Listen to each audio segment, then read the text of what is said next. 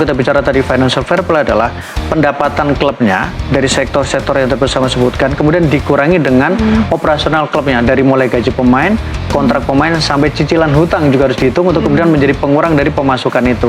Nah, ketika gaji pemain berkurang, beban klub tentu berkurang, sehingga kemudian ada keseimbangan dari si financial fair play yang ditetapkan oleh La Liga. Nah, mengurangi pemain dengan melego beberapa pemain termasuk pemain senior dengan gaji yang besar adalah langkah yang bisa dikatakan menjadi langkah terbaik untuk dari sisi finansial. Ya.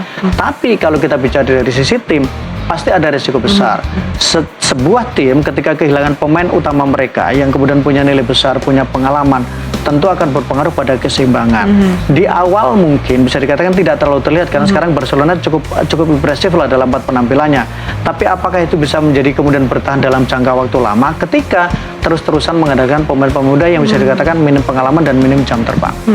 Nah, bicara soal pemain, Dani Olmo juga ketika sudah pindah kan tidak bisa langsung main begitu ya, karena terkendala itu juga ya, aturan financial fair play, juga. betul.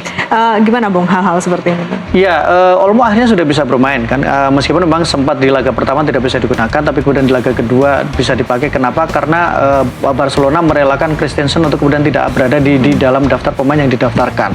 Nah, persoalannya adalah ini adalah toleransi karena masih ada minus sekitar 30 sampai 40 juta euro untuk kemudian Barcelona bisa memenuhi syarat memasukkan pemain baru. Deadline-nya beberapa media mengatakan deadline-nya sampai pada akhir Desember 2024. Kalau sampai akhir 2024 atau Desember 2024 tidak ada keseimbangan, Olmo mungkin juga bisa terancam. Karena itu ini juga menjadi tantangan. Siapa lagi pemain yang akan dicoret? Sudah ada beberapa nama yang kabarnya memang masuk dalam list untuk kemudian dilepas oleh Barcelona. Tapi kemana mereka kemudian ditempatkan? Apakah memang mereka dilego ke klub lain atau kemudian mereka hanya dinonaktifkan untuk menjadi pemain tapi tidak didaftarkan dalam daftar pemain di musim ini? Itu juga menjadi sebuah pertanyaan besar. Nah, kalau kita sudah bisa melihat kendala ini di musim panas, artinya kendala ini bisa juga terjadi nanti di musim dingin dong. Betul. Nah, gimana nih pengaruhnya untuk Barca?